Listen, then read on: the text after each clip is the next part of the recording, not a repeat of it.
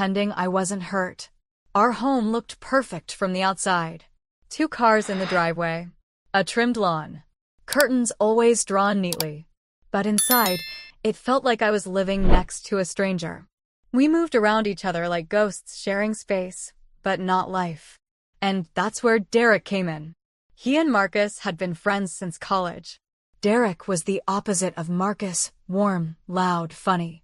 The kind of man who noticed things. Like when I cut my hair, or changed the curtains, or bought a new candle for the living room. He always had a compliment ready.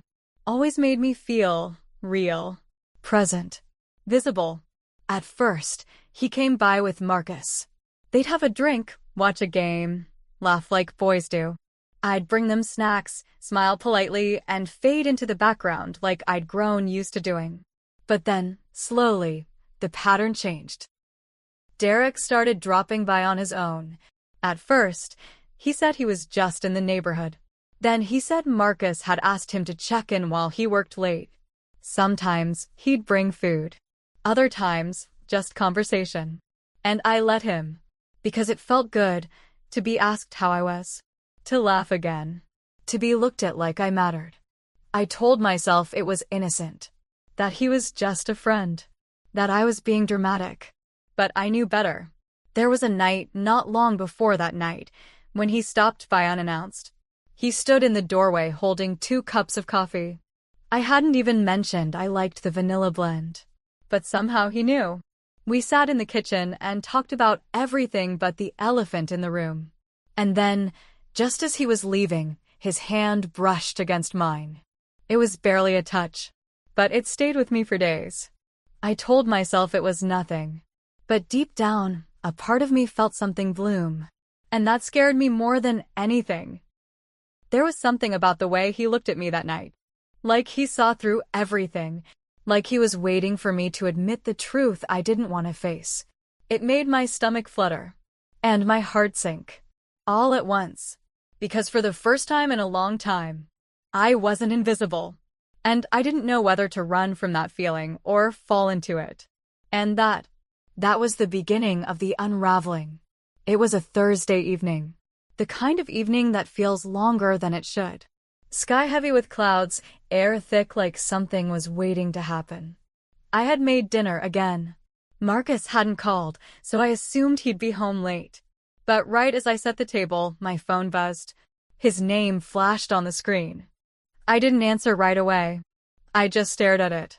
Like maybe if I waited, the message would change. But it didn't. Sorry, babe. Got pulled into another meeting. Don't wait up. No, I miss you. No, how was your day? Just work. Again. I sighed, turned the oven off, and sat down alone. The kitchen lights flickered for a second. Then came the sound of rain, gentle at first, then steady. The kind that taps on the windows like it knows you're alone. I poured myself a glass of wine. The kind I usually saved for weekends. I sat on the couch, pulled the blanket over my legs, and let the TV play something I wasn't really watching. And then, the doorbell rang. I froze. Not because I was scared, but because deep down I already knew who it was. I walked slowly to the door, heart beating just a little too fast. And when I looked through the peephole, I saw him. Derek. Standing in the rain. No umbrella, jacket damp. Holding a brown paper bag in one hand. He smiled, softly, and mouthed dinner. I didn't open the door right away. I stood there, forehead resting against the wood, asking myself if this was a good idea. But when I finally opened it, I didn't stop him from walking in. He kicked off his shoes, set the bag on the counter, and looked around like he belonged there. Like this wasn't the first time. And maybe it wasn't. I figured you'd be alone, he said. I didn't respond. He pulled out 2 containers, Chinese food. My favorite. He poured us each a glass of wine, like it was routine. Like he knew the cabinet without asking. The rain outside picked up. Thunder rumbled low and lazy in the distance. And the lights flickered again. We sat at the table. Eating. Talking. Laughing more than we should have. It felt easy. Too easy. At some point, he reached for the speaker on the counter and played some music. Soft jazz, old school, something warm, and that's when the conversation shifted. He leaned back in his chair, took a sip of wine, and looked at me with a kind of softness that caught me off guard. "Remember that trip to Cape Cod?" he said. I blinked. "Cape Cod?" "Yeah," he smiled. "That time we all went. You, me, Marcus. That little beach house with the broken hot tub." I laughed, really laughed, for the first time in what felt like forever. "God, yes. And the raccoon that stole our snacks." He chuckled, eyes never leaving mine. I remember thinking back then, "You had the most beautiful laugh." Still do. I froze. Not because I didn't know what to say, but because I knew exactly what was happening. And I didn't know if I wanted to stop it. The music filled the silence between us. A saxophone whispering truths I wasn't ready to speak. I reached for my wine glass. He reached too. And then, his hand brushed mine. It was barely a touch, but it lit something in me that I hadn't felt in a long, long time. And I didn't pull away. I should have. But I didn't. Not because I wanted him, but because I needed something, anything, that made me feel like I was still alive. And in that moment, I was no longer just a wife. I was a woman, standing on the edge of a line I never thought I'd cross. I should have pulled my hand back. I should have said something, anything, to break the moment, to remind both of us where we stood. But I didn't, and I've thought about that night 1,000 times since. Not just what happened, but what didn't. Because that small, fleeting touch, it opened a door I'd kept locked for years. And the air on the other side, it didn't feel dangerous. It felt warm. It felt like breath after drowning. I remember just sitting there, my fingers still tingling from where he'd touched me, and my thoughts spiraling. Why am I craving this? Why does this feel like relief, instead of guilt? I didn't want Derek. Not really. What I wanted was something much simpler, much lonelier than desire. I wanted to be seen. I wanted to be heard. I wanted to feel like I mattered to someone. Because somewhere along the way, I stopped feeling like Marcus saw me at all. And it didn't happen overnight. It was slow, gradual, cruel in how quiet it was. One missed dinner turned into a dozen. One forgotten kiss goodnight became a year of sleeping back to back. He started coming home later, leaving earlier. And when he was home, he wasn't really there. I used to light candles at dinner. He stopped noticing. I wore the dress he once said made me glow. He didn't even look up from his phone. Then came my birthday. I waited all day, told myself he was planning something. Even made my favorite cake. He came home with grocery bags and a tired look. Set them down on the counter, kissed me on the forehead, and asked what we were having for dinner. That was the first time I cried in the shower just to keep it quiet. I didn't want him to hear, didn't want to give him the burden of my sadness. But it stayed with me. Every quiet night. Every untouched plate. Every time I reached for him in bed and felt only cool sheets. I stopped trying after a while. Stopped dressing up. Stopped hoping. And then Derek started showing up. At first, it felt like nothing. Like an old friend checking in. But it grew into something else. He asked how I was. Not just in passing. He listened when I answered. He noticed when I changed the throw pillows. Complimented the way I laughed. He'd tell stories that made me forget the ache for a while. And every time he left, I'd sit in the silence afterward, trying to convince myself it was harmless. It's just a conversation, I told myself. It's just comfort. Just company. But deep down, I knew better. Because something had shifted. And you always feel it, don't you? The before and the after. Before, I was just a lonely wife. But after that night, after that touch, I became something else. Someone else. I started looking at the door when the rain came. Started checking my phone more. Started wondering if he'd stop by again. And what I'd do if he did. Not because I planned to cross a line, but because I already had. In my heart. In my thoughts. And no one tells you how heavy emotional infidelity can feel. How it settles into your chest like a secret you can't stop feeding. I'd lie in bed next to Marcus, wide awake, wondering how he couldn't feel how far we'd drifted. And maybe that's what broke me the most. Not that Derek touched my hand, but that my husband hadn't touched my soul in so long, I forgot what it felt like. And that realization? It didn't make me feel powerful. It didn't make me feel brave. It made me feel hollow. Because the woman I used to be, the woman who believed in love, in loyalty, in forever, she was slipping away, and I didn't know how to pull her back. After that night, things didn't go back to normal. Not really. We never talked about the hand touch. Never even looked at it directly. But it was there, in the pauses between sentences, in the silences that stretched a little too long. It hung in the air like perfume, faint, but undeniable. Derek started coming by more often, sometimes with Marcus, like nothing had changed. They'd laugh on the couch while I brought them drinks, and I'd pretend to be focused on the glasses, the coasters, the tray, anything but him. But I could feel his eyes on me. Not in a disrespectful way. In a knowing way. Like we shared something that neither of us had dared name. And then there were the visits without Marcus. Harmless things. Just dropping by to return a charger. Just wanted to see if you needed help with the garden. Marcus said I should pick up his jacket. Always a reason.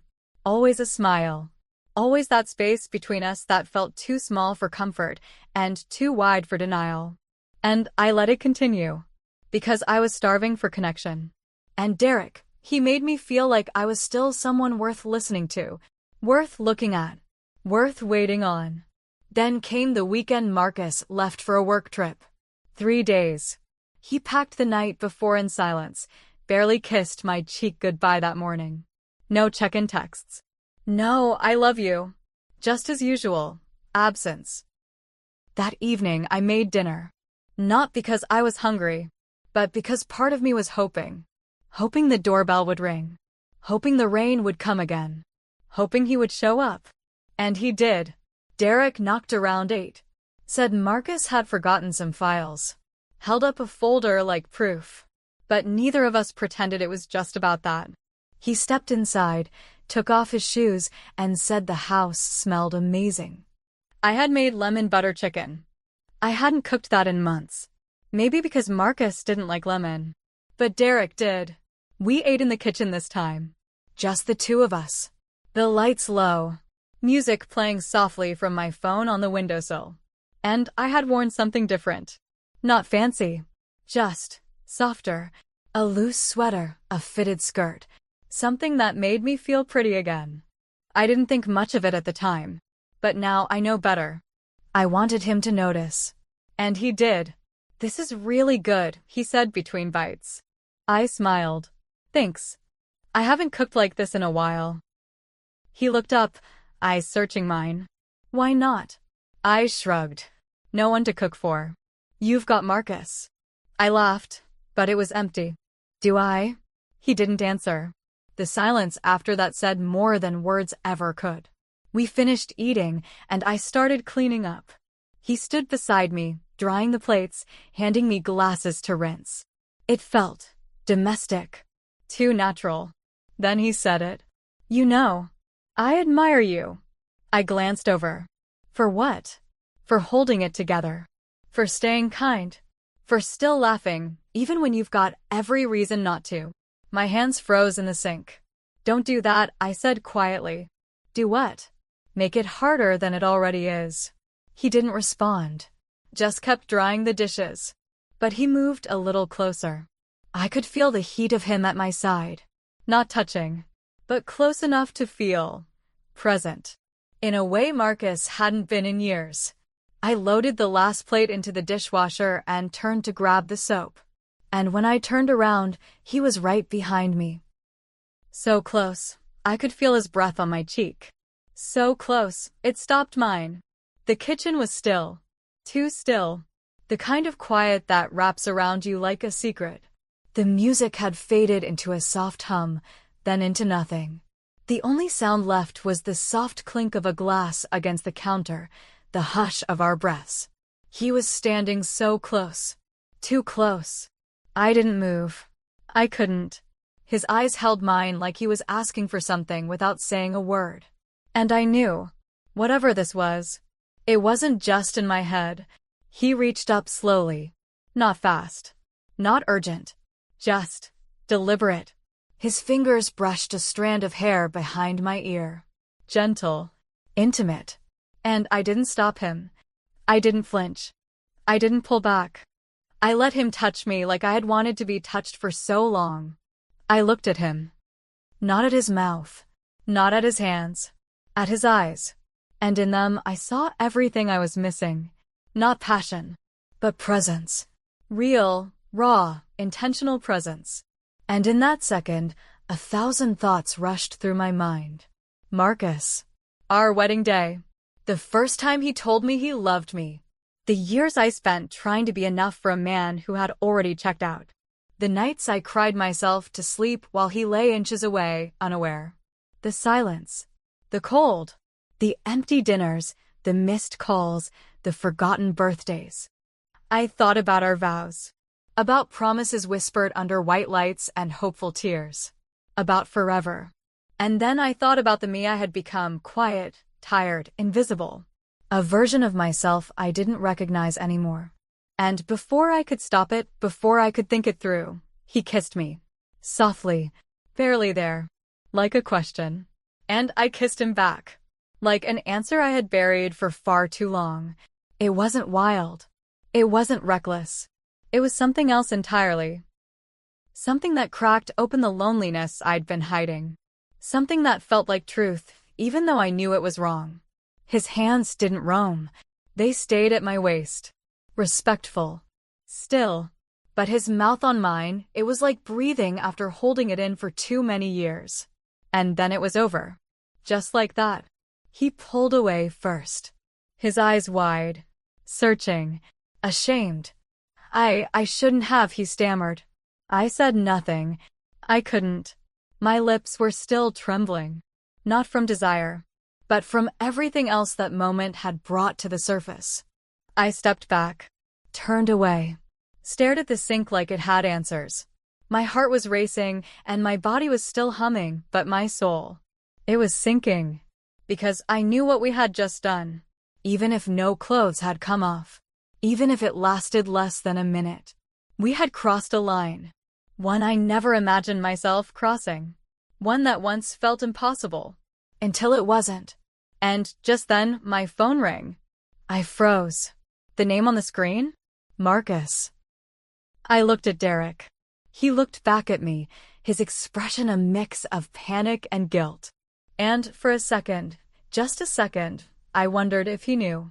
My hand was trembling as I picked up the phone. I cleared my throat, forced a breath, and answered. Hey, I said, trying to sound normal. Soft. Controlled. Like my heart wasn't in pieces. Like I hadn't just kissed his best friend. Marcus's voice came through the speaker, calm, casual, almost warm. Hey, babe. Just checking in. You good? You good? The words hit harder than they should have. I swallowed. Yeah, I'm fine. Just finishing up dinner. He told me he was going to bed soon. Long day. Early morning. Said he missed me. I wanted to believe him. I lied and said I missed him too. And then I hung up. Just like that. I turned around. But Derek was already walking toward the door. He didn't say a word. Didn't ask me if I was okay. Didn't try to explain. He just opened the door and left. And he didn't look back. The moment the door clicked shut, the silence roared louder than ever. I stood in the kitchen, not moving, not breathing, not even thinking, just feeling. The air was still warm from his presence, but I felt cold. So cold. I walked to the bathroom, turned on the light, and caught a glimpse of myself in the mirror. I didn't recognize the woman staring back. Eyes glassy, lips still tingling, and something else underneath it all, shame, but not just shame. It was grief. For the woman I used to be. The version of me who would have never let this happen. Who have I become? The words slipped out before I could stop them. And the scariest part? I didn't know the answer. The next morning felt like waking up inside someone else's life. Everything looked the same, but it wasn't. I went through the motions. Coffee, laundry, dishes, all while replaying every second of the night before. I checked my phone more times than I care to admit. No messages from Derek. Not even a read receipt on the one I'd sent. Can we talk? The silence between us felt louder than any confession. And then Marcus came home. He walked through the door carrying flowers. Flowers. He kissed me on the forehead, just like he used to. Asked how I'd been. Said he missed my cooking. I watched him like a stranger. Because something was off. He was too kind. Too present. Like a man trying to make up for something. I caught myself staring at him while he spoke. Studying him. Searching for cracks in the surface. And the more I watched, the more I wondered. Was it guilt? Was it guilt in his voice? Was it guilt that brought him home early? That made him look me in the eyes for the first time in weeks? I wanted to ask him, but how could I? Hey, Marcus, did you cheat on me? Because I kissed your best friend while you were gone. No. The words stayed locked in my throat. So I smiled, cooked him dinner, laughed at the right moments, played the role I'd learned too well. But inside, I was unraveling, because I couldn't stop thinking about Derek, about the way he looked at me, the way his silence spoke louder than any apology, and I couldn't stop thinking about how alive I felt, even if it was for all the wrong reasons. That kiss didn't fix me. It didn't make the emptiness go away. But it did remind me that I still felt something, and that realization haunted me more than anything else. Because if I still had the capacity to feel, then why had I gone so long pretending I didn't need to? And why? Why did I suddenly feel like Marcus might be hiding something too? Something I hadn't seen coming. Did I cheat? Or did I break? I've asked myself that question more times than I can count. Not out loud. Just in the quiet moments, when the world is still and I can't distract myself with laundry or dinner or small talk. It's not as simple as people make it sound. Cheating. It's easy to judge from the outside, to draw hard lines, to say what you would or wouldn't do.